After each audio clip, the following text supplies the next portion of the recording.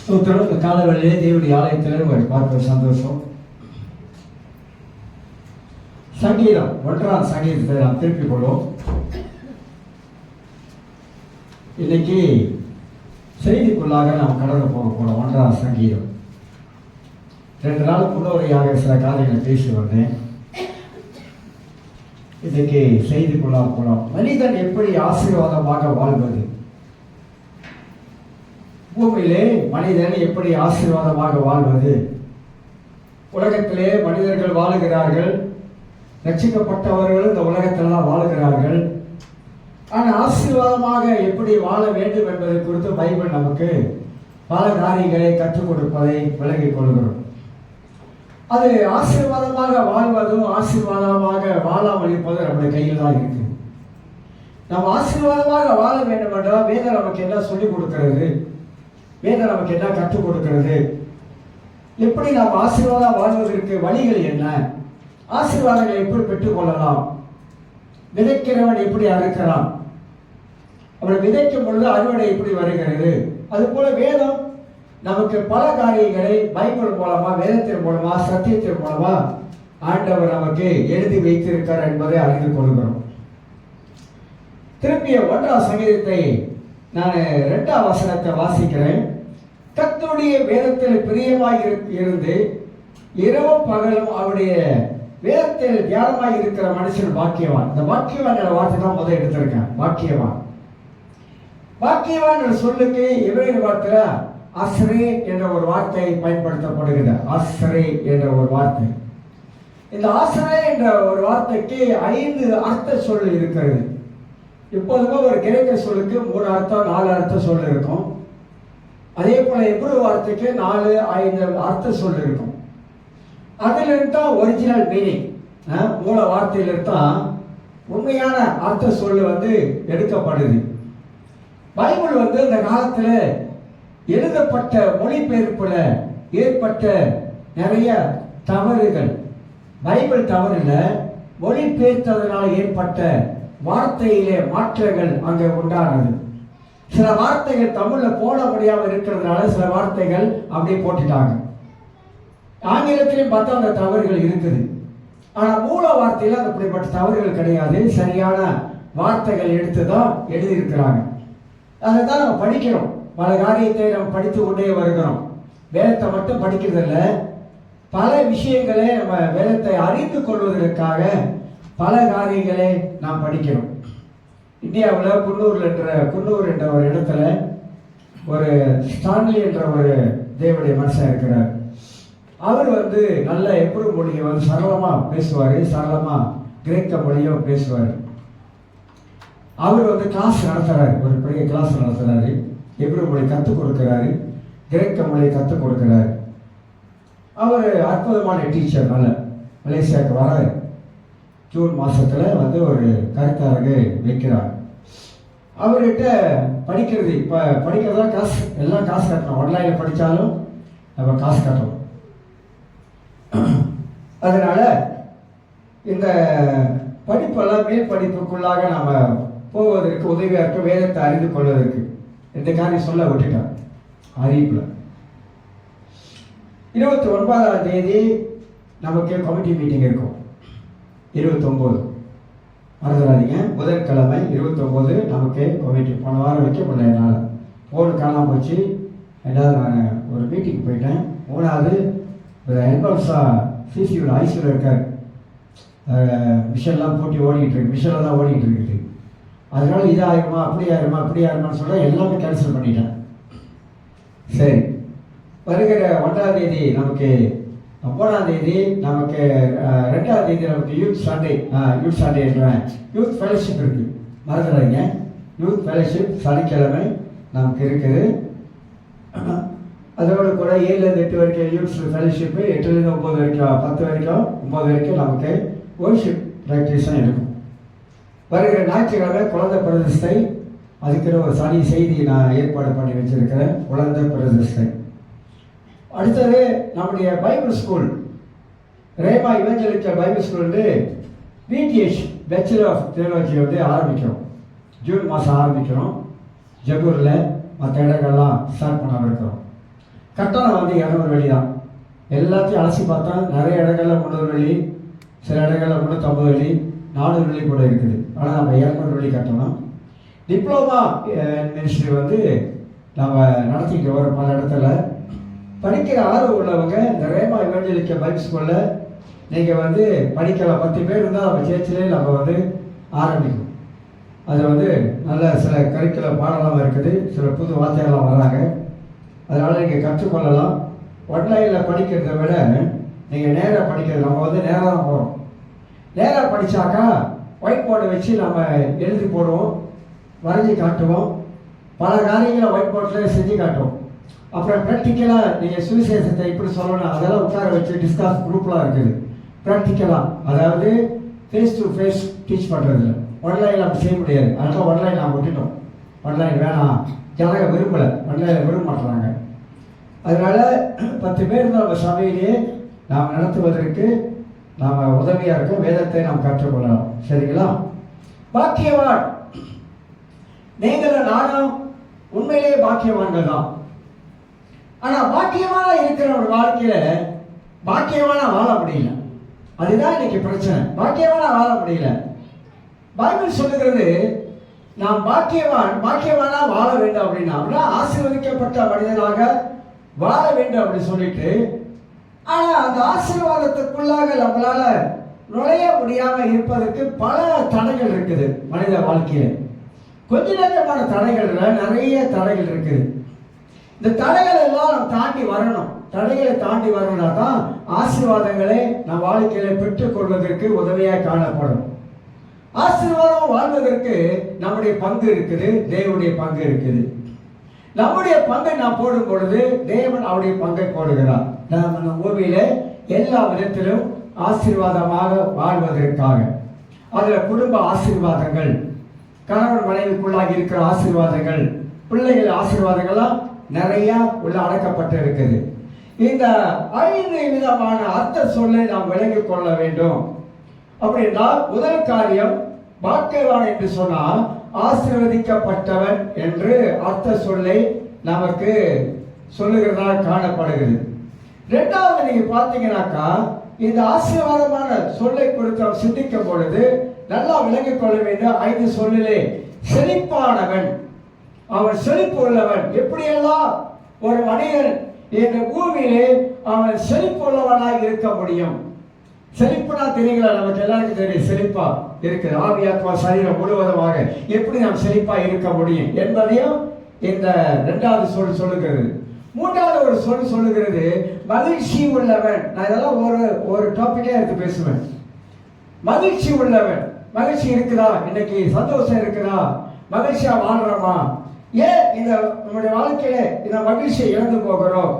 ஏன் மகிழ்ச்சி இல்லாம வாழ்க்கை வாழுகிறோம் என்பதையும் நாம் இந்த அர்த்த சொல்லிலே நாம் பார்க்கிறோம். பாக்கியவான் என்ற இந்த வசனத்தின் மூலமாக அறிந்து கொள்கிறோம். இன்னொன்று 5வது காரியம், அதாவது ஆசீர்வாதம் வாழ்பவன் எப்படின்னா, அதாவது அவனுக்கு அதிர்ஷ்டசாலின்னு சொல்றாங்களே, நீ அதிர்ஷ்டசாலிப்பா, நீ நல்லா இருக்கிற, உனக்கு ஏதோ அதிர்ஷ்டம் பிறந்திருக்கு அப்படின்னு சொல்றாங்களே, அந்த சொல்லு கூட இங்க பயன்படுத்துவதை குறித்து நாம் அறிந்து கொள்கிறோம். ஆக மனித வாழ்க்கையிலே இந்த ஆசீர்வதிக்கப்பட்ட ஒரு வாழ்க்கை நாம் வாழ வேண்டும் என்று கர்த்தர் விரும்புகிறார். ஆனா நம்முடைய வாழ்க்கையிலே நாமளே சோதித்து பார்க்கும் பொழுது இந்த ஆசீர்வாதமான வாழ்க்கையை நாம் விட்டு தள்ளி நிற்கிறோம். தள்ளி நிற்பதற்கு தேவன் காரணமா, நம்ம காரணமா? நாம தான் காரணம். நம்முடைய வாழ்க்கையிலே சில வேளைகளில காலம் கடந்து யோசிக்கிறோம், காலம் கடந்து சிந்திக்கிறோம், காலம் கடந்து சொல்றோம், அப்படி இருந்திருக்கலாம், இப்படி இருந்திருக்கலாம், இப்படி ஆயிருக்கலாம், அப்படி ஆயிருக்கலாம். எல்லாம் காலம் கடந்துச்சு. காலம் கடந்து பிற்பாடு யோசிக்கிறல, அதுதான் நம்ம யோசிக்கிற அந்த யோசனை. அதுக்கு முன்பதாகவே அது யோசனை இருந்திருந்தா நாம் இப்படி இருந்திருக்க முடியாது. அதனால தேவன் இந்த ஆதியாகமத்திலிருந்து நிறைய காரியங்களை மனித வாழ்க்கையில வைத்திருக்கிறார். மனித வாழ்க்கையில அது அடுத்த வாரத்துல நான் இந்த குழந்தை பிரதிஷ்டை சமயத்துல இந்த வார்த்தை நான் பேசுவேன். ஆதாமுக்கு எத்தனை எலும்பு? அப்படின்னு கேட்டா ஆதாமுக்கு எல்லாரும் 12 எலும்பு. மனிதனுக்கு எத்தனை எலும்பு? 12 24.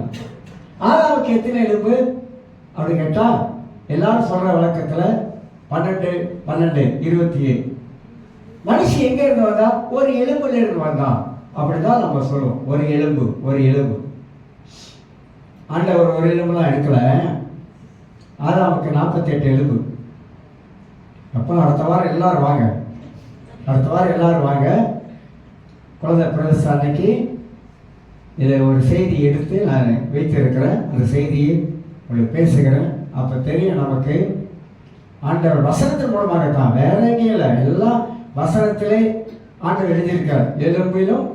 எலும்புகளிலும் சிங்கிள் புருளல் வருது, பன்மையும் ஒருமையும் வரும். இதுல இருந்து ஆண்டவர் மனிதனை மேல வைத்ததான அந்த தெய்வீக நோக்கம், அந்த தெய்வீக திட்டம், மனிதன் இப்படிதான் பூமியில வாழ வேண்டும், அவன் ஆசீர்வாதமாக வாழ வேண்டும். மனிதனை பார்க்கும் போதெல்லாம் தேவனை மனிதன் பார்க்க, உலகத்தில் இருக்க மனிதன் தேவனை பார்க்க வேண்டும். கிறிஸ்தவனை பார்க்கும் போதெல்லாம் நல்லா இருக்கிறாங்க, செழிப்பா இருக்கிறாங்க, எப்ப பார்த்தா கலகலகலாம் சிரிச்சுக்கிட்டே இருக்கிறாங்க, வீட்லயே ஒரே கலகலகல சத்தம் கேட்குது, வெளியில வந்தாலும் ஒரே கலகலன்னு இருக்காங்க, பல்லுதான் தெரியுது, முகத்துல திரிச்சா பல்லுதான் தெரியுது, சந்தோஷமா இருக்காங்களே, மகிழ்ச்சியா வாழ்றாங்க அப்படின்னு உலகத்தான் நம்மளை பார்க்கணும். அதுக்கு தான் கர்த்தர் நம்மளே, உங்களே, என்னைய ஆண்டவர் இந்த உலகத்துல வைத்திருக்கிறார். இப்படி நீ வாழுப்பா என்பதற்காக. ஆனா ஏன் இந்த வாழ்க்கையை நம்ம தவறி விட்டுட்டோம்? கொஞ்சம் உட்காந்து நீங்க அரசு கொஞ்சம் பார்த்தீங்கன்னாக்கா அத்தனை தவறும் நம்ம இடத்துல தான் இருக்குது. நாம செய்ய வேண்டியதை செய்யாம போயிட்டோம், கை கொள்ள வேண்டியதை கை கொள்ளாம போயிட்டோம், சிந்திக்க வேண்டிய சரியான நேரத்தில் சிந்திக்காம போயிட்டோம், வாழ வேண்டிய வாழ்க்கையை தவற விட்டுட்டோம். இப்படி வாழ்ந்திருக்கணும், ஆனா தவற விட்டுட்டோம்.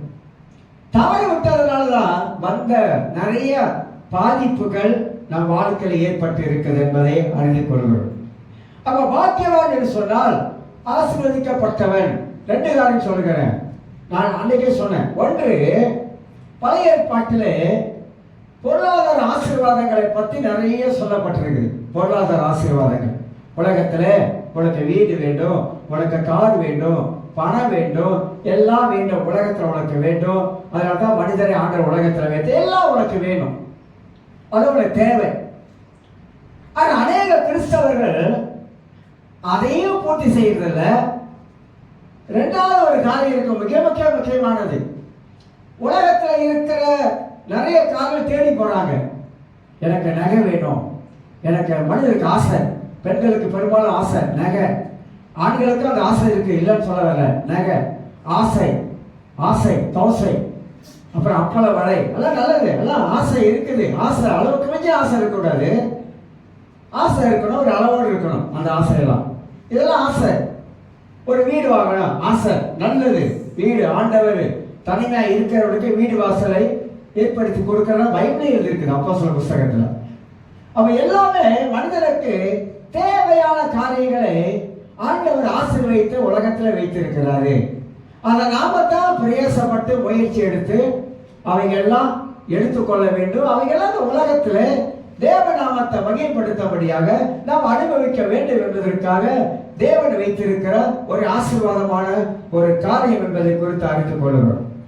ஆனா ஆவிக்குரிய ஆசீர்வாதங்கள் எபேசியர் 1ஆம் அதிகாரத்தில் எடுத்துக்கொள்ளும். எபேசியர் 1ஆம் அதிகாரம் 3ஆம் வசனத்தை திருப்பி வாசித்து காட்டுகிறேன். எபேசியர் 1:3. புதிய ஏற்பாட்டுக்கும் இந்த பழைய ஏற்பாட்டுக்கும் நிறைய வித்தியாசங்கள் இருப்பதை புரிந்து கொள்ளணும். பழைய ஏற்பாட்டில் இருக்கிறது நாம வாசிக்கும் போது நமக்கு தெரியும், தேவன் எப்படிப்பட்டவராக பழைய ஏற்பாட்டிலே அவர் செயல்பட்டு கொண்டு வருகிறார். பழைய ஏற்பாட்டில் ஆண்டவர் எப்படி மனிதனுக்கு நிறைய காரியங்களை போதிக்கிறார், போதனைகளை எப்படி பழைய ஏற்பாட்டில் நிறைய வச்சிருக்கிறார் என்பதை பார்க்கணும்.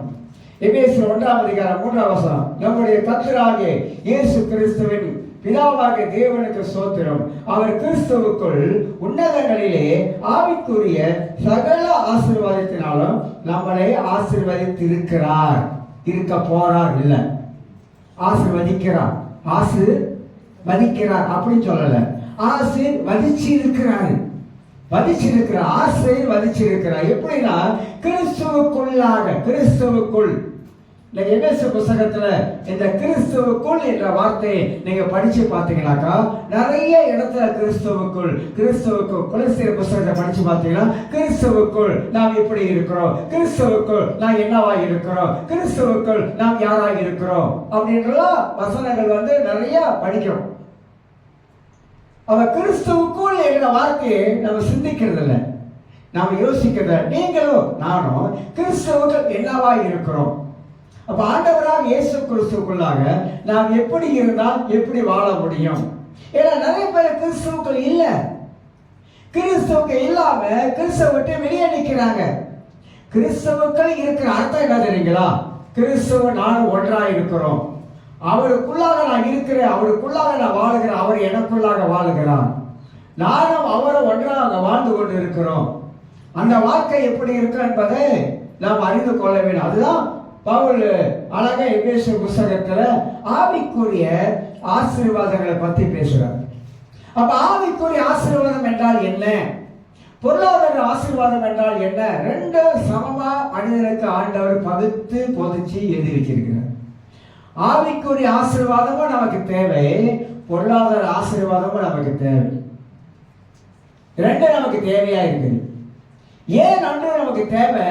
ஆவிக்குரிய ஆசீர்வாதம் தேவனோடு நாம் வாழ்வதற்கும், ஆன்மீக வாழ்க்கையில வளர்வதற்கும், ஆவிக்குரிய காரியங்களை கற்றுக்கொள்வதற்கும் அது நமக்கு ரொம்ப ரொம்ப ரொம்ப அவசியமா இருக்குது. பொருளாதார ஆசீர்வாதம் ஏன் தேவை? உலகத்திலே மற்றவங்க பார்த்து என்னை கேவலமா பேசாதபடிக்கு இந்த பொருளாதார ஆசீர்வாதம் எனக்கு அவசியமா இருப்பதே உணர்கிறேன். இன்னொரு வசனம் இருக்குது, நீதிமொழிகள் நினைக்கிறேன், நீதிமொழிகள் சங்கீதத்தில் ஒரு வசனம் இருக்குது, அழகா சொல்லப்படுற வசனம். நான் நீதிமொழிகள் நினைக்கிறேன், நீதிமொழிகள் 29 நினைக்கிறேன். அழகா அந்த வசனம் எழுதப்பட்டிருக்குது. எப்படி எழுதப்பட்டிருக்குனாக்கா, அதாவது நான் பசியா ஏழையா இருக்கிற தரித்திரனை வாசிக்கிறேன். 30ஆம் அதிகாரத்தில் 9ஆம் வசனம் வாசிக்கிறேன். நான் பரிபூர்ணம் அடைகிறதுனால் மறுதளித்து, அப்படின்னா எனக்கு பணம் நிறைய இருக்கிறதுனால கர்த்தரையே மறந்துடுறாங்க. அப்படிதானே? பணம் கூட வந்துச்சுன்னா கர்த்தரை மறந்துடுவாங்க. ஏன்னா பணம் தான் ஒண்ணு கிடைக்கும். என்கிட்ட பணம் இருக்கு அப்படின்னு சொல்ற ஆட்கள் நிறைய இருக்காங்க. என்கிட்ட காசு இருக்கு, என்ன ஒன்றும் பண்ண முடியாதுங்க. தாவி சொன்னது, என்கிட்ட நிறைய பணம் இருக்குது அப்படின்னு பணம் வந்துருச்சுன்னா அப்புறம் கர்த்தரை அடைகிறதுனால் மறுதளித்து, ஆண்டவரே மறுதளிக்கக்கூடிய சூழலை பணம் செஞ்சோம். ரெண்டாவது, கர்த்தர் யார் என்று சொல்லாத வரைக்கும் தரித்திரப்படுகிறதினால் திருடி என் தேவனுடைய நாமத்தை வீடியை வளராத வரைக்கும் என் படியை எனக்கு அளந்து என்னை போஷித்தரணும். அழகா சொல்லணும். என் படியை ஆண்டவரே ஒவ்வொரு நாளும் என் வாழ்க்கைக்கு வேண்டிய தேவைகளை அளந்து, படி அளந்து என்னை வழி நடத்துங்க ஆண்டவர்.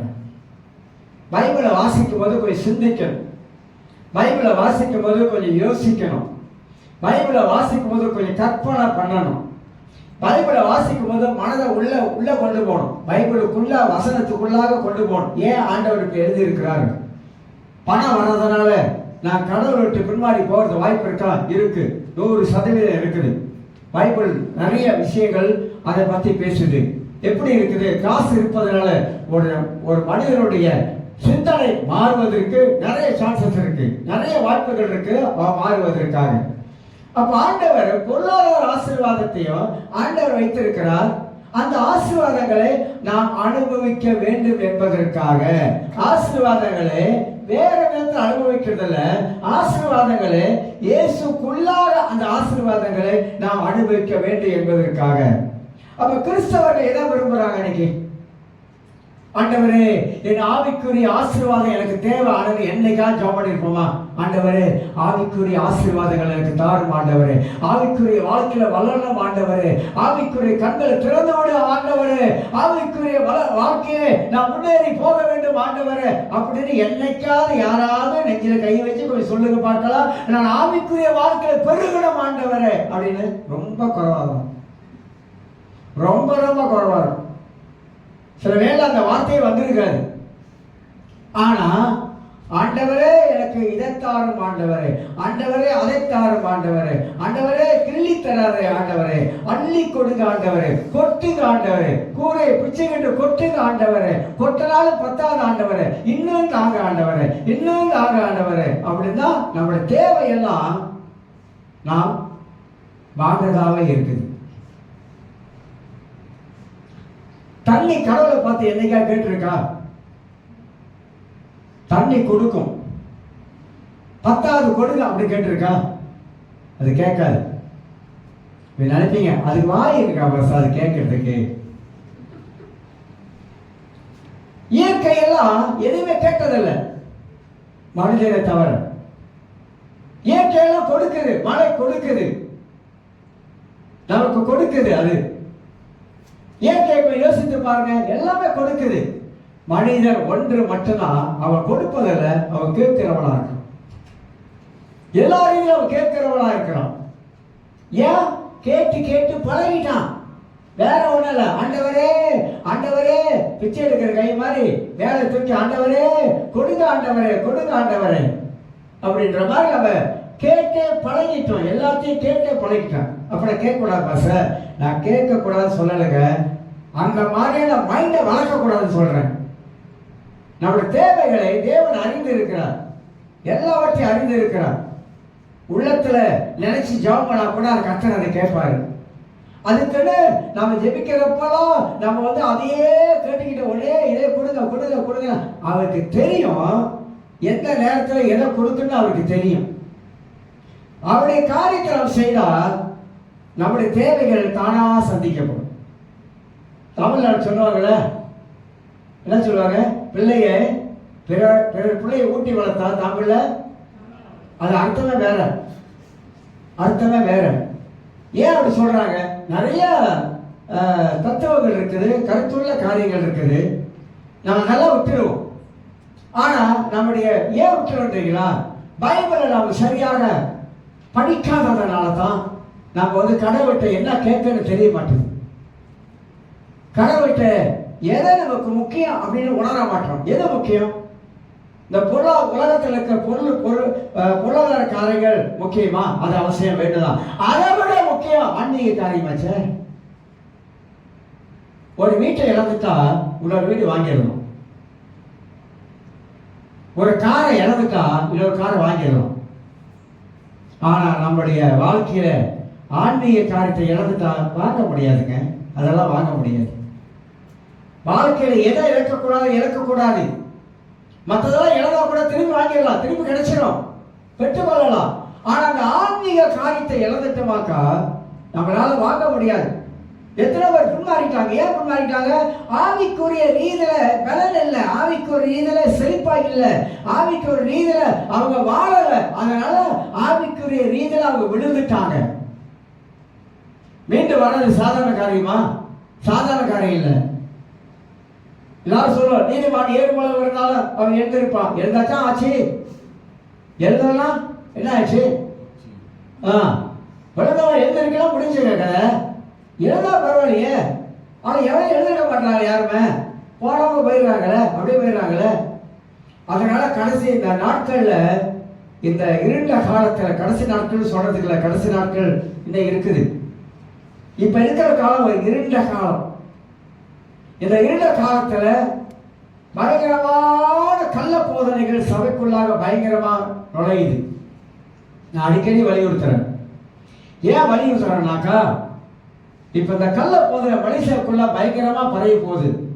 ஒவ்வொரு மனிதனுடைய வாழ்க்கையில, ரசிக்கப்பட்ட மனித வாழ்க்கையை திசை திருப்புது, வேறு பக்கம் திசை திருப்பது. அதனால சொல்றேன், ஆவிக்குரிய மனிதன் ஆவிக்குரிய வேதத்தை எடுத்து ஆவிக்குரிய சத்தியத்தை சரியா புரிந்து கொண்டிருக்கும். சரியா புரிந்து கொள்ளும். நிறைய ஊழியக்காரர் வஞ்சிக்கப்படுறாங்க. நிறைய ஊழியக்காரர்கள் வசனத்தின் மூலம் வஞ்சிக்கப்படுறாங்க. நிறைய ஊழியக்காரர்கள் பின்மாற்றம் அடைகிறாங்க. வசனத்தை விட்டு பின்மாற்றம் அடைகிறாங்க. பைபிளை விட்டு கவனிக்கிறது இல்லை. பல விதமான காரியங்கள் இந்த நாட்களில் நடந்து கொண்டிருக்கிறது. ஆகினால நாம் ரொம்ப கவனமாக இருக்க வேண்டும் என்று வேதம் நமக்கு எடுத்து காட்டுகிறது. அப்ப நம்முடைய வாழ்க்கையில எதை அதிகமாக விரும்புகிறோம் என்பதை நாம் விளங்கிக் கொள்ள வேண்டும். அதனால வேதத்தில் சொல்லப்படுகிற காரியத்தை, ஆவிக்குரிய ஆசீர்வாதத்தை அநேகர் விரும்பாமலே வாழ்ந்து கொண்டிருக்கிறாங்க. ஆவிக்குரிய வாழ்க்கையில ஒரு முன்னேற்றம் இல்லை, ஒரு வளர்ச்சி இல்லை, ஆவிக்குரிய எண்ணம் இல்லை, ஆவிக்குரிய சிந்தனை இல்லை. இதெல்லாம் மனித வாழ்க்கையில ஒரு சரிவை கொண்டு வருது. யோசிக்கிறோம், சிந்திக்கிறோம், ஆன்மீக ரீதியில ஆவிக்குரிய ரீதியில யோசிக்கிறோமா, சிந்திக்கிறோமா, இதெல்லாம் கொஞ்சம் யோசித்து பார்க்கிறோம். ஆக கிறிஸ்தவர்கள் பாக்கியவான் என்று சொல்ற அர்த்தத்துக்கு ஆசீர்வதிக்கப்பட வேண்டும் என்றால் ரெண்டு ரீதியிலையும் நாம் ஆசீர்வாதமாக இருப்பது அவசியம் என்பதை குறித்து நாம் விளங்கிக் கொள்கிறோம். ஆதியாகமம் 1ஆம் அதிகாரம் 26ஆம் வசனத்தை எல்லாருக்கும் தெரிஞ்சதுதான், தெரிஞ்ச பகுதி தான், தெரிஞ்சதுதான் வாசிக்கிறோம். பைபிள் தெரிஞ்சதுதான், எல்லாம் எழுதப்பட்ட வசனங்கள் தான். ஆனால் மீண்டும் மீண்டுமாக அது வாசிப்பதனால சில சத்தியங்களை அதன் மூலமாக நாம் விளங்கிக் கொள்வதற்கு உதவியாக காணப்படும். ஆதியாகமம் 1:26 வாசிக்கிறேன். பின்பு தேவன் நமது சாயலாகவும் நமது ரூபத்தின்படியையும் மனுஷனை உண்டாக்குவோமாக, அவர்கள் சமுத்திரத்தின் மச்சங்களையும் ஆகாயத்து பறவைகளையும் மிருக ஜீவன்களையும் பூமி அனைத்தையும் பூமி மேல் ஊறும் சகல பிராணிகளையும் ஆழக்கடவர்கள் என்றார். ஆழக்கடவர்கள். மனிதனுக்கு ஆண்டவர் ஒரு ஆளுகை செய்யக்கூடிய ஒரு அதிகாரத்தையும் தன்மையை கொடுத்திருக்கிறார். ஆதாம் ஏவாளுக்கு அந்த முதல் மனிதனை அவருக்கு தேவனுக்கு முதல் மனிதனாக தெரிந்து கொண்ட ஆதாமை ஆண்டவர் பிற்பாடு ஏவாளை கொண்டு வந்து வைத்து அவர்களை ஆண்டு கொள்ளுங்கள் என்று சொல்லி ஆசீர்வதித்தார் என்பதெல்லாம் வாசிக்கிறோம். ஆசீர்வதித்தார். அப்ப முதல் மனிதன் ஆசீர்வதிக்கப்பட்ட மனிதன், முதல் தம்பதி ஆசீர்வதிக்கப்பட்ட தம்பதி. இந்த பைபிளை நல்லா விளங்கிக் கொள்ள வேண்டும், புரிந்து கொள்ள வேண்டும். சரி, இந்த ஆசீர்வதிக்கப்பட்ட இந்த தம்பதிகள் ஆசீர்வாதத்தை மனிதர் எப்படி இழந்து போனான்? எல்லாரும் நினைப்பீங்க, பாவம் செஞ்சினால் எழுத போட்டான், அப்படி எழுத போயிட்டான், அப்படி எழுத போட்டான் அப்படின்னு நான் பல காரணங்கள் நான் சொல்லுவோம். 6 காரியங்கள் நான் சொல்ல போறேன். மனிதன் தேவன் கொடுத்த ஆசீர்வாதத்தை எப்படி அவன் இழந்து போனவனாக காணப்படுகிறான். 6 காரணங்களை நான் உங்களுக்கு சொல்ல விரும்புகிறேன். எல்லாரும் தெரிஞ்சதுதான், ஆனா நாம செய்யாமல் இருக்கோம், செய்யாமலே வாழ்கிறோம். அதுதான் அந்த 6 காரணங்கள். ஒன்றாவது, யாத்திராகமம் 20ஆம் அதிகாரத்தில், புக் ஆஃப் எக்ஸோடஸ் 20ஆம் அதிகாரத்தில் ஆண்டவர் 10 கட்டளை கொடுத்தார். 10 கட்டளை. உன் அடிமைத்தனை வீடாகிய எகிப்து தேசத்தில் புறப்பட பண்ணின உன் தேவனாக கர்த்தர் நானே.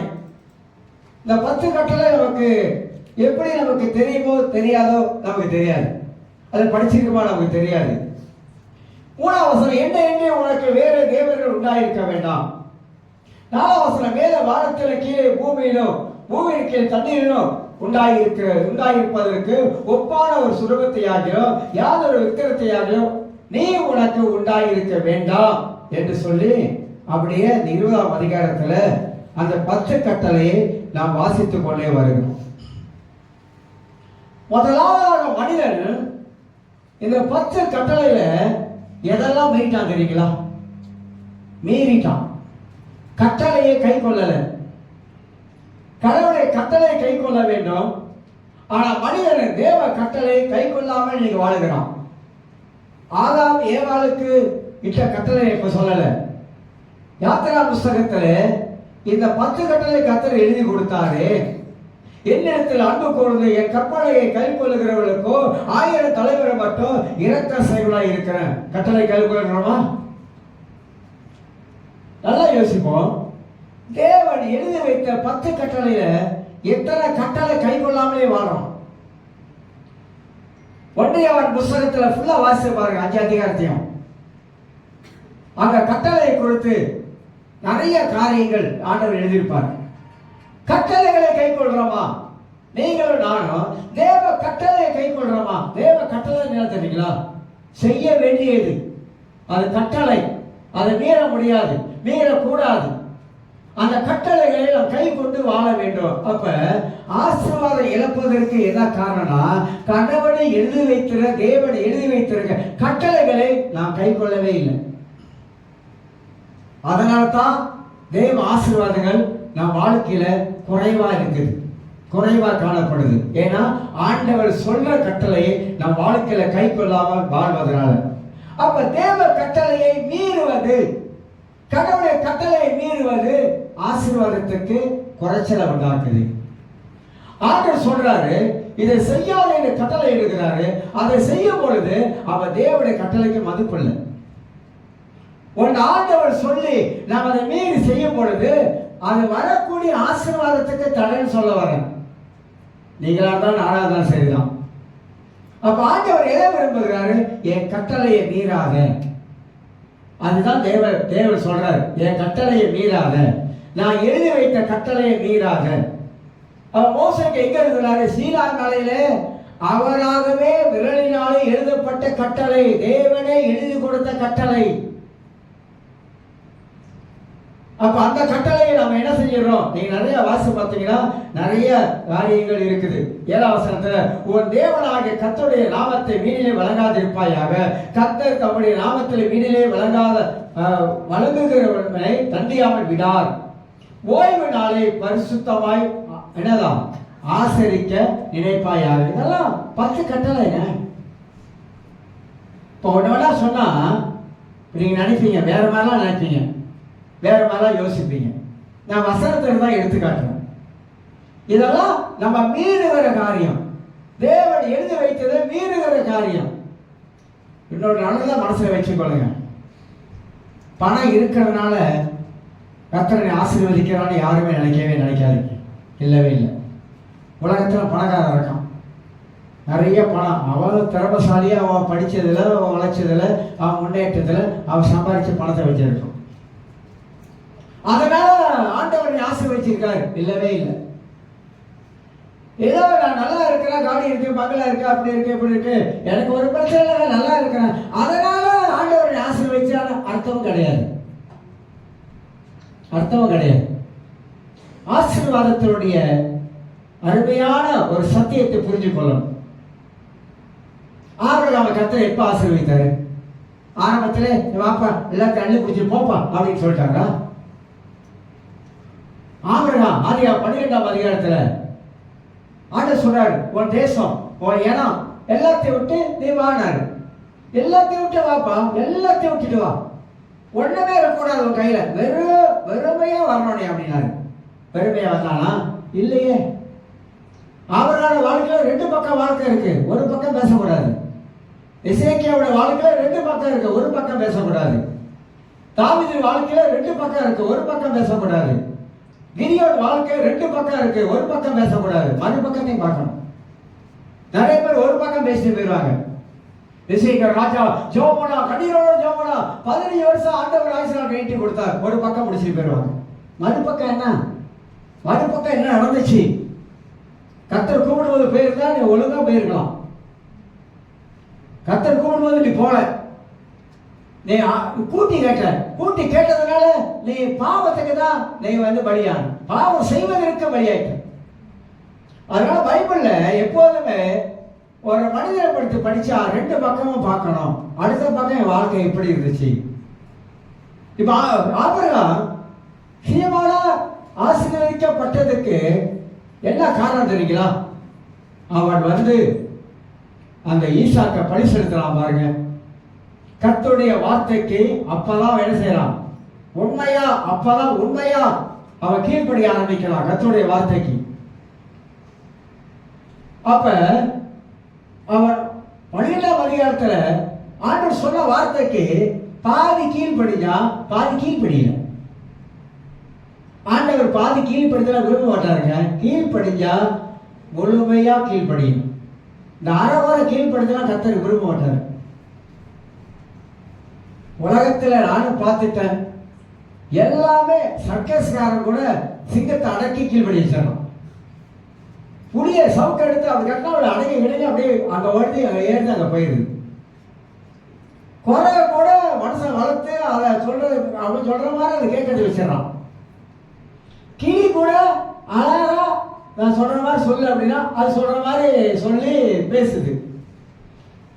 இயற்கை உலகத்தில் எல்லாமே சொல்லுக்கு அது கேட்டு அது கீழ்படியுது. எல்லாம் யோசிக்கிறீங்க. அடுத்தது நான் பல சொல்ல போறேன், தெரிஞ்சிருச்சுல. மனிதன் என்னையும் சேர்த்து தாங்க சொல்றேன். மனிதன் எந்த காலத்துல கடவுள் வார்த்தை கீழ்பிடிச்சிருக்கான்? எந்த காலத்துல? தேவன் எழுதி வைத்ததெல்லாம் வேதத்துல இருக்குது. அந்த எழுதி வைத்த வேதத்துல இருக்க சத்தியத்தை படிக்கும் போது அதை ஏற்றுக்கொண்டு கீழ்ப்படியா வாழறால்தான் இன்னைக்கு ஆசீர்வாதம் இல்லை. ஏன் ஆசீர்வாதம் இல்லை, ஏன் ஆசீர்வாதம் இல்லை அப்படின்னு கடவுளை கேட்காதீங்க, பைபிளை படிங்க. இதனால தான் மனிதனுக்குள்ள நிறைய பிரச்சனை. இதுதான் இந்த கீழ்ப்படியாம வாழ்ற காரியம் தான் பிரச்சனை. 1 சாமுவேல் 15ஆம் அதிகாரத்துல உங்களுக்கு எல்லாருக்கும் தெரியும், சவுல் ராஜாவா இருந்தான். 2 வருஷம் வண்டி ஓடிடுச்சு, நல்லா ஓடிடுச்சு. 2 வருஷம். 3ஆம் வருஷம் வருது, வண்டி கொஞ்சம் பின்மாற்றத்துக்குள்ள வருது. ஆண்டவர் சொல்றாரு, சவுலே அமலேக்கியரை நீ என்ன செய்யணும்? அமலேக்கியரை அவங்கள, அவனுடைய ஆடு, அவனுடைய மாடு எல்லாத்தையும் நீ என்ன பண்ணணும்? சாகடிச்சிடும், வெட்டி சாகடிச்சிடும். கர்த்தர் சொல்றாரு, அதை கேட்கணும். ஆனா அவன் கர்த்தர் சொன்னதை கேட்கல. இவன் விருப்பத்தை கொண்டு செஞ்சான். மக்களுடைய பேச்சை கேட்கணும்னு சொல்லிட்டு அதையும் போய் சொன்னான். இப்ப இந்த 1 சாமுவேல் 15ஆம் அதிகாரத்தில் என்ன கத்துக்கொள்றோம்? தேவன் சொன்னது ஒண்ணு, சவுல் செஞ்சது ஒண்ணு, அதனால ஒரு ராஜ்யம் வர போச்சு. கடவுள் சொல்லிய மனுஷன் கேட்காவிட்டால் வேற யார் சொல்லிங்க நம்ம கேட்க போறாங்க? சொல்லுங்க. ஆண்டவர் பேசுகிறாரு, உங்க இடத்துல கர்த்தர் பேசுகிறாரு, என் இடத்துல கர்த்தர் பேசுகிறாரு, பல முறை பேசிக்கிட்டே வராரு. ஆனா அவர் சொல்லி நாம் கேட்காவிட்டால் எங்க இருந்து ஆசீர்வாதம் வரும்? வரவே வராது. ஆனா அவர் சொன்னதை நாம் கேட்குமாக்கா அவர் சந்தோஷப்படுவாரு, நம்மளை ஆண்டவர் ஆசீர்வதிக்கிறவா இருப்பார். இதுதான் ரகசியம். ஆசீர்வாதத்தை பெறுவதற்கு பைபிள் இருக்க ஒரு ரகசியம் என்ன இருக்கா? முதலாவது, தேவ கட்டளை மீறக்கூடாது. கர்த்தர் ஒரு கோடு கிழிச்சிட்டாரு, அதை மீறி தாண்டி வந்தா நமக்கு நன்மை இல்லை. ஏன்னா ஆண்டவர் எழுதி வைத்தது தேவனுடைய வார்த்தை. அந்த வார்த்தையை நாம மதிக்க பழகணும். கடவுளுடைய வார்த்தையை மதிக்க பழகணும். அதுதான் பைபிளை பாருங்க, கீழே வச்சவங்க கீழே வைக்காதீங்க அப்படின்வாங்க. பைபிள் கால்கிட்ட இருந்தா கூட பைபிள் கால்கிட்ட இருக்கக்கூடாது அப்படின்வாங்க. பைபிள் என்ன செய்யக்கூடாது? ஏன் அப்படின்னா அது தேவனுடைய வார்த்தை, அந்த வார்த்தை இருக்க வேண்டிய இடத்துல கரெக்டா வைக்கணும் அப்படின்னா. ஏன்னா அந்த வார்த்தைக்கு அவ்வளவு கனம் பண்ணணும். ஏன்னா கடவுளுடைய வார்த்தை. அது கூட இப்ப சொல்லிட்டாங்க, என்ன சொல்றாங்க? பைபிள் அது மனுஷன் எழுதுற வார்த்தை. இப்படிலாம் கிறிஸ்தவ சமுதாயத்துக்குள்ள நிறைய காரியம் வந்துருச்சு. ஆனா தேவன் எழுதப்பட்ட வார்த்தை. முதலாவது, தேவ கட்டளையை நாம மீறக்கூடாது. பைபிள்ல நீங்க பாருங்க, 2 கட்டளை கொடுத்தாரு, 10 கட்டளை கொடுத்தாரு. ஆனா இதெல்லாம் அவருடைய வாழ்க்கையில இல்லாமலே நாம் வாழுறோம். இரண்டாவதாக மனித வாழ்க்கையை கீழ்ப்படியாமலே நாம் வாழக்கூடும் என்றால் பெரிய ஆபத்தை சந்திப்போம், பெரிய விளைவுகளை சந்திப்போம். தேவன் சொல்லி சொல்லி சொல்லி சொல்லி நாம் கீழ்ப்படியாமலே போகும் பொழுது அதனால வருகிற விளைவுகளை நாம தான் அனுபவிக்கணும், வேற யாரும். அப்படி எத்தனையோ பேரை பார்த்தாச்சு. ஆண்டவர் சொன்னாருங்க, அப்பவே சொன்னாருங்க, நாங்க தான் கேட்கலங்க, நான் கேட்காம போனதுனால இவ்வளவு பிரச்சனை எனக்கு. அந்த மாதிரி சொன்னவங்க நிறைய உண்டு. அதனால தேவ வார்த்தையை கீழ்ப்படியாமலே நாம் வாழுகிறோம். கீழ்ப்படியாமலே என்னைக்கு ரசிக்கப்பட்டமோ அந்த நாள் முதல் இது வரைக்கும் கடவுளை வார்த்தை கேட்காமலே வாழுகிறோம். யார் என்ன சொன்னாலும் சரிதான், நம்ம காதுல அதை வாங்கி அடுத்த காதில் விட்டுட்டு போயிட்டே இருக்கும். கொஞ்சம் கடவுள் வார்த்தையை உணர்ந்து பார்க்கக்கூடிய தன்மை இல்லாமல் போயிடுச்சு. அதான் இயேசு புதிய ஏற்பாடு அழகாக சொன்னார். விதைக்கிறவன் ஊமையை பற்றி அழகாக சொன்னார். அதெல்லாம் படிச்சு பாருங்க. ஏன் வேற பேசுகிற உமைகளை பற்றி ஏன் அப்படி சொன்னாரு நமக்கு விளக்கும். மூன்றாவதாக மனிதன் ஏன் ஆசீர்வாதத்தை அவன் இழக்கிறான் அவருடைய மூணாவது காரியத்தை நீங்க பார்த்தீங்கன்னாக்கா, பிசாசின் பொய்யை நம்புவது. மனிதன் பிசாசின் சொல்லுகிற பொய்யை நம்புகிறான்.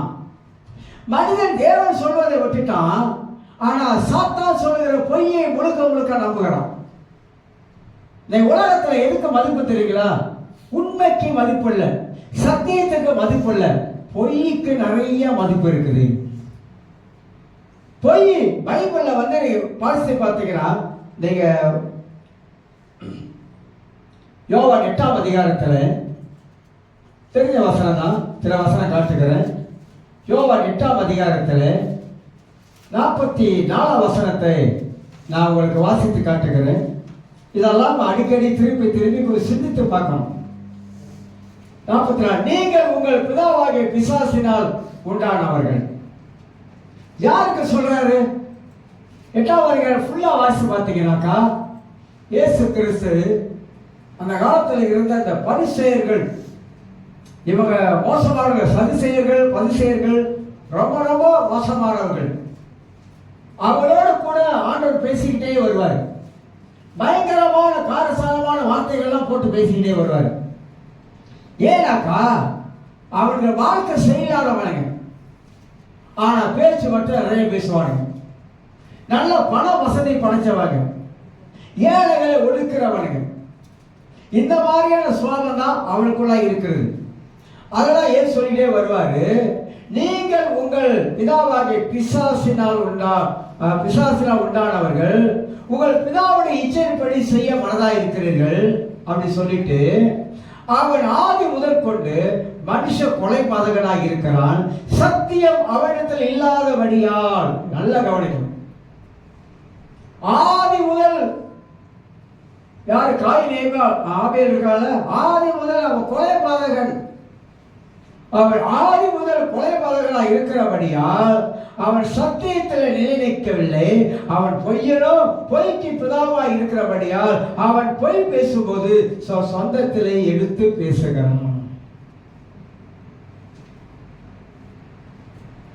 பொய் பேசும்போது சொந்தமா 2 வார்த்தைக்கு 4 வார்த்தை கூட்டிக்குவோம். இந்த பொய் எங்க இருந்து வந்துச்சுங்க? ஆதியாகமம் 3ஆம் அதிகாரத்தில் போனா பொய் அங்கதான் ஸ்டார்ட் பண்ணுது. பொய் அங்கதான் ஆரம்பிக்குது. ஆதாமுக்குள்ளாக தம்பதிக்குள்ள பொய் வந்தது. அந்த பொய் பிள்ளைகளுக்கு வந்தது. காயின் ஆபேலுக்குள்ள பொய் வந்தது. அந்த பொய் அப்படியே உலகத்துல பரவிடுச்சு. அப்ப நம்ம படிக்கும்போது என்ன யோசிக்கிறோம்? பொய் பேசக்கூடாது. ஏன் பொய் பேசக்கூடாது? பொய்க்கு பிதா பிசாசு. நான் பொய் பேசலாம், நல்லா நீ புரிஞ்சு கொள்ளணும், அல்ல அறிந்து கொள்ளணும். இப்ப நான் ஒரு பொய்காரனாக இருந்தா நீங்க எல்லாம் என்ன நினைப்பீங்க? என்ன சொல்லுவீங்க? பாஸ்டர் ஒரு பொய்காரரு அப்படிதான் சொல்லுவீங்க. உண்மைதானே? பொய் பேசினா நமக்கு பேரு பொய்காரன். அதனாலதான் உண்மையா நிக்கணும், உண்மையை பேசணும், பொய் பேசக்கூடாது. பல விஷயங்கள் அதில் உள்ள அடங்கி இருக்குங்க. ஏன்னா பொய்க்கு மதிப்பு கூட, ஆனா மனித பார்வையில மதிப்பு இல்லை. பொய் சொல்லும் போது மற்றவங்க நினைக்கும் போது வேற மாதிரி நினைக்கலாம். ஆனா காலப்போக்கில் அந்த பொய் வெளியாகும் போது நம்முடைய மதிப்பு குறைஞ்சிடும். அப்ப பொய் பேசும்போது எப்படி பேசுறாங்க? சொந்தத்துல எடுத்து பேசுறாங்க. தமிழ் சொல்றாங்க, இல்லாத கதை இருக்கிற கதை ஒன்னா சேர்த்துக்கிட்டாங்க. சொல்றாங்க, ஐயோ நான் சொல்லவே இல்லை, நான் சொல்றாங்களே அப்படின்றாங்களே. சொல்றாங்க தானே, நான் சொல்லவே இல்லை, ஆனா என் மேலே பழிய போடுறாங்க, என்ன சொன்னேன்னு சொல்றாங்க. இதெல்லாம் நம்முடைய ஆசீர்வாதத்தை குறைக்கிற காரியம். உங்களுக்கு தெரியாது ஆசீர்வாதம் எப்படி குறையுது அப்படின்னு. நம்முடைய வாழ்க்கையில வாசி பார்க்கணும் ஆசீர்வாதம் இருக்கலாம். அதாவது இந்த ஆசீர்வாதத்துக்கு பல விதமான காரணங்கள் இருக்குது சொல்ல வரேன். ஆனா நம்மளை நாமளே யோசித்து பார்த்தா, ஏன் என் வாழ்க்கையில எல்லாமே தடையா இருக்கு? சொல்ல இது தடையா இருக்கு, அது தடையா இருக்கு, அது தடையா இருக்கு, இதெல்லாம் தடையா இருக்குது. ஏன் தடையா இருக்குது? தடையா இருப்பதற்கு என்ன காரணம்? தடைகளை உடைக்கிறவர் கர்த்தர் தானே. நீங்க 2:13 சொல்றாரு. அப்ப ஆண்டவர் சொல்ற, ஆண்டவரே ஏன் ஆண்டவரே இவ்வளவு தடைய வாழ்க்கையில என்கிட்ட என்ன தவறு இருக்கு ஆண்டவரே, என்ன மிஸ்டேக் இருக்கு? அது தாவித அடிக்க முடியாது. அந்த விஷயத்துல நம்ம கூட கேட்க மாட்டோம். ஏதோ வாழ்க்கை ஓடிட்டு போவோம், ஏதோ கஷ்டம் போல இருக்கு, நம்ம கஷ்ட காலம் போல இருக்கு அப்படின்னு நினைச்சிட்டு போயிடும். இப்படிதான் நம்முடைய வாழ்க்கையை பல விதமா யோசிக்கிறோம். ஆனா சொல்யூஷன் இல்லை, ஒரு பதிலை கண்டுபிடிக்க மாட்டோம். எதனால என் வாழ்க்கையில நான் இவ்வளவு கஷ்டப்படுறதுக்கு என்ன காரணம் ஆண்டவரே? நான் காரணமா? சொல்லுங்க ஆண்டவரே. ஏன் ஆண்டவர் நான் இப்படி போய் கொண்டு இருக்கிறேன்? என் வாழ்க்கை ரொம்ப குறுகிய வாழ்க்கையா இருக்குது, வாழ்க்கையில சந்தோஷமெல்லாம் இருக்குது, நிம்மதியெல்லாம் வாழ்றேன், மகிழ்ச்சியெல்லாம் வாழ்றேன் ஆண்டவரே. ஏன் ஆண்டவரே? எதனால் ஆண்டவரே? சொல்லுங்க ஆண்டவரே. அப்படி கேட்கணும் கடவுள்கிட்ட, ஆண்டவர்கிட்ட கேட்கணும். அப்படி கேளுங்க, அதை கேளுங்க. ஏன்னா உங்களையும் என்னையும் ஆண்டவரே ஆசீர்வதிச்சிருக்கிறேன். அப்ப அந்த ஆசீர்வாதத்தை நம்ம தான் இந்த வழியில நாம இழக்க ஆரம்பிக்கிறோம். சில பேர் கடவுளை ரொம்ப அலட்சியப்படுத்திடுவாங்க, ரொம்ப ரொம்ப அலட்சியப்படுத்திடுவாங்க. சிலர் உலகத்துக்குள்ளே போயிடுவாங்க. எங்க இருக்கு அவரு ஆசீர்வாதம்? ஆண்டவர் பிரித்தெடுக்கப்பட்ட வாழ்க்கை வாழ சொல்றாரு. உன் வாழ்க்கை பிரித்தெடுக்கப்பட்ட வாழ்க்கை. இந்த பிரித்தெடுக்கப்பட்ட வாழ்க்கையை நீ வாழணும். ஒன்று நீ தேவனுக்காக வாழணும், ஒன்று நீ உலகத்துக்காக வாழணும். நீ உலகத்தில் வாழ்ந்தா தேவனை பிரியப்படுத்த முடியாது. நீ தேவனை பிரியப்படுத்துற மனுஷனா இருந்தா நீ உலகத்தில் போக மாட்ட. இது 2 தான் வச்சிருக்கிற. பைபிள்ல நீங்க நல்ல வாசி பார்த்தீங்கன்னா இருள் பகல் 2 வச்சிருக்காரு. இருள் பகல், வானம் பூமி எல்லாம் 2 வச்சிருக்காரு. எல்லாம் ரெட்டை. படிச்சு பார்த்தீங்கன்னா தெரியும் உங்களுக்கு. எல்லாமே 2 தான். அப்ப அந்த 2 இருக்கிறதுல எதை தெரிந்து கொள்றோம்? ஒளி இருள், பகல் வெளிச்சம். மனிதன் தான் தெரிந்து கொள்ற விதங்கள் வேற. அவன் நல்லதா தெரிந்து கொள்ளல, அவன் தெரிந்து கொள்றதெல்லாம் கெட்டதா இருக்கு. என்ன மாதிரி கூட்டாளி தெரிஞ்சுருக்க? பிட் அடிக்கிறவனா, கஞ்சி அடிக்கிறவனா, தண்ணி போடுறவனா, சீரன் அடிக்கிறவனா, அவனை தெரிஞ்சு வச்சிருக்கியா? அப்ப நீங்க அப்படிதான்.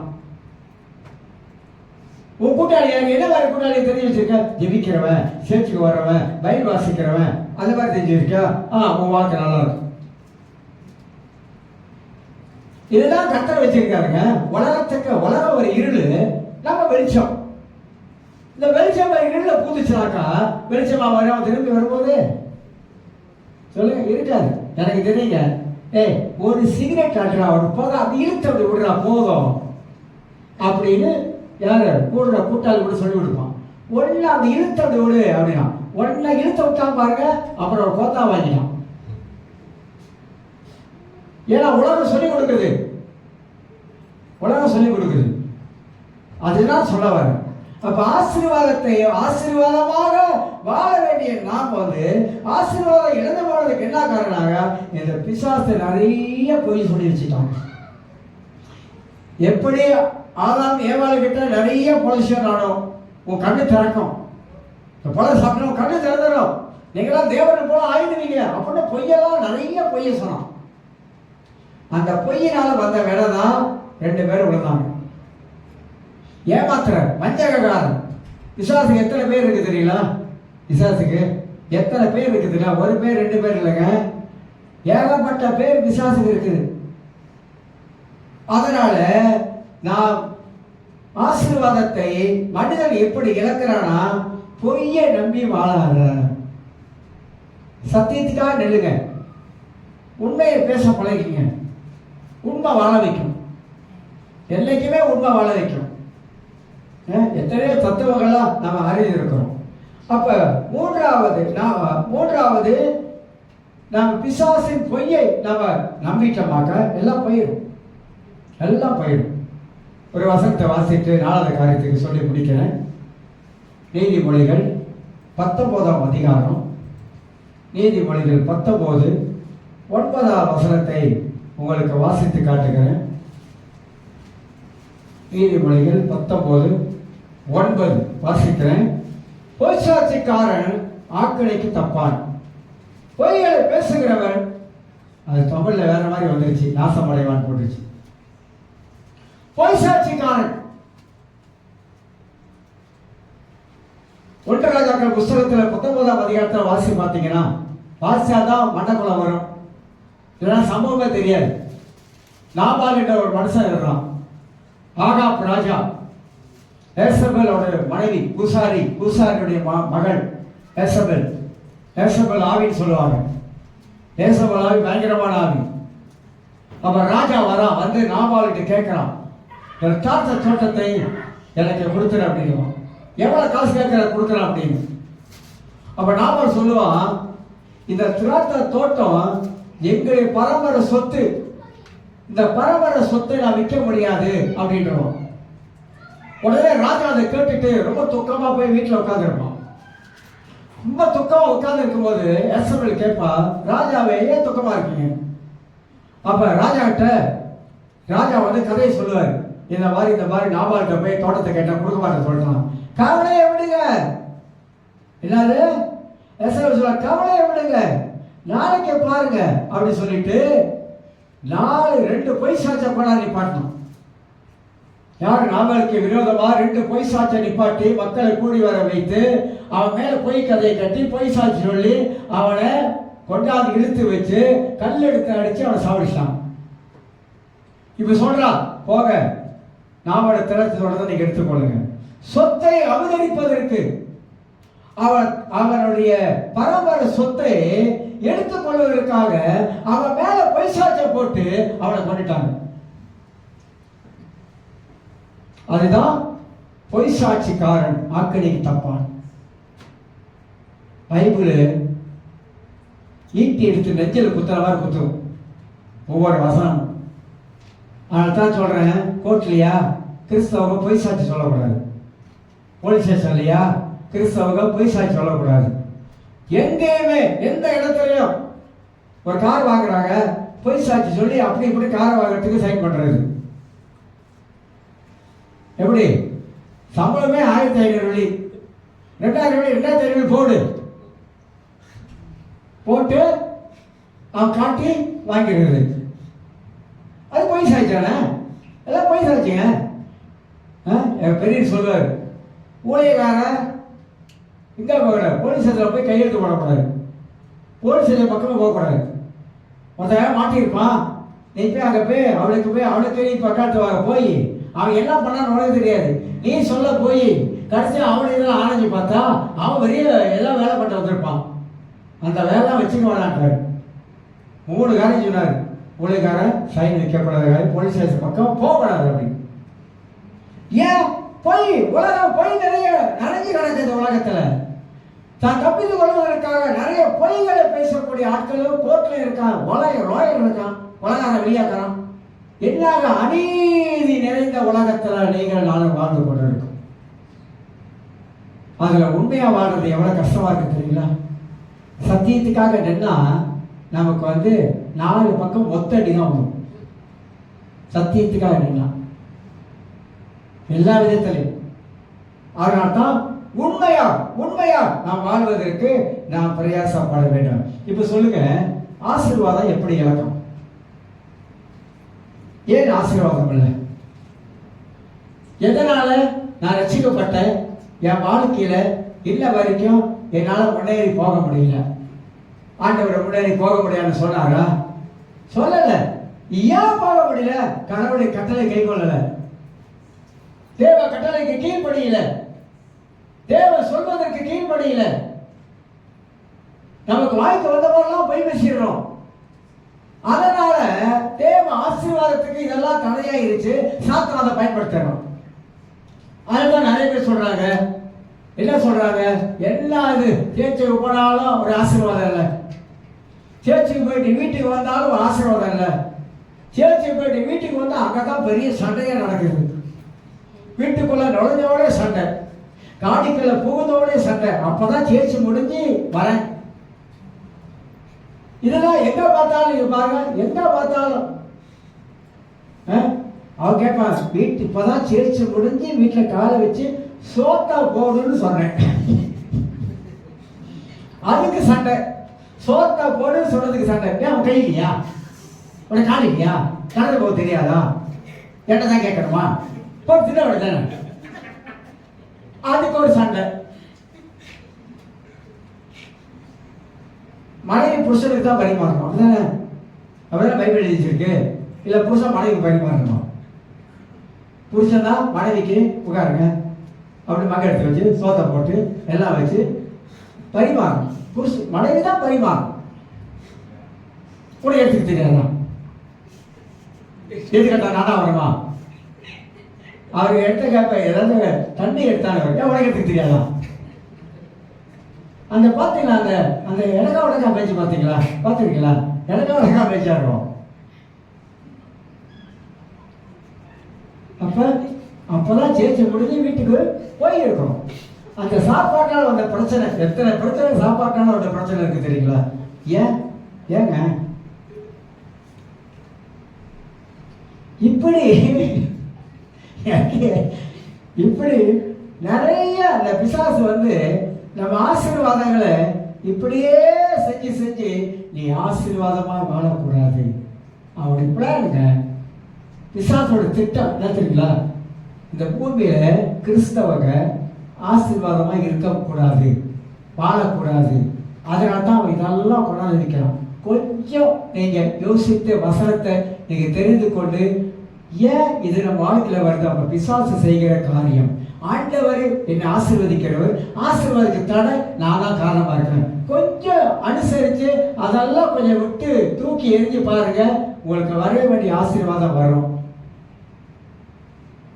ஆண்டவரே பணம் வர மாட்டுது, ஆண்டவரே பணம் வர மாட்டுது. பணம் ஏன் வர மாட்டுது? எதனால வர மாட்டுது? கடவுளுக்கு கொடுத்து பாரு, பணம் தானா வரும்.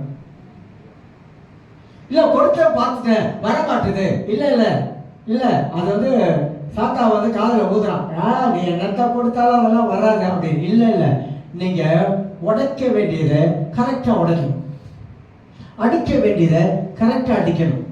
கொடுக்கிற உள்ளத்துல கர்த்தர் கிறிஸ்துன்னு கரெக்டா ஜெபம். இதெல்லாம் செய்யலங்க, செய்யாம நடக்காது. பிசாசு நம்முடைய பணத்தை எங்க பிடிச்சு வச்சிருப்பான். அந்த பணத்தை நம்ம கொண்டு வர்றதுக்கு நாம செய்ய வேண்டிய வழிமுறைகளை கரெக்டா செஞ்சோமா, செஞ்சுட்டு அமைதியா இருக்கணும். செஞ்சு விட்டு என்ன செய்யக்கூடாது? முடுமுடுத்து இருக்கக்கூடாது, அமைதியா இருக்கணும். பொறுத்தவன் பூமி ஆழ்வன் அந்த காலத்தில் சொன்னாங்க. பொறுத்தவன் பூமி ஆழ்வன்.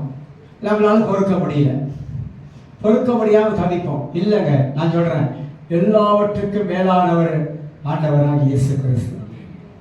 அவருக்கு மறைவான காரியம் ஒன்று எல்லாமே தெரியும். நம்ம அமைதியா இருந்து ஜெபம் பண்ணிக்கிட்டே வந்தோமா, கதவெல்லாம் திறக்கப்படும். ஆசீர்வாதங்கள் கொஞ்சம் கொஞ்சமா நம்ம வாழ்க்கையில வந்து கொண்டே இருக்கும். எல்லாரும் எழுதும்.